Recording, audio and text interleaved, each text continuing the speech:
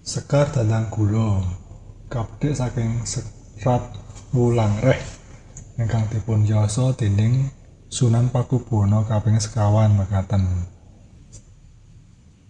Sasmitaning urip puniki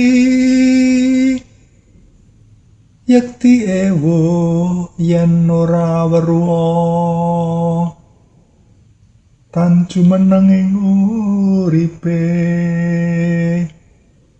sakeh kang ngaku-ngaku pangrasane pangus utami tur durung weruh ing rasa kang saduh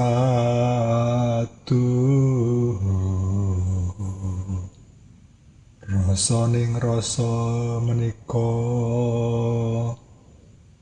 upayanen terapun sampurnaning diri ing kaurip nira.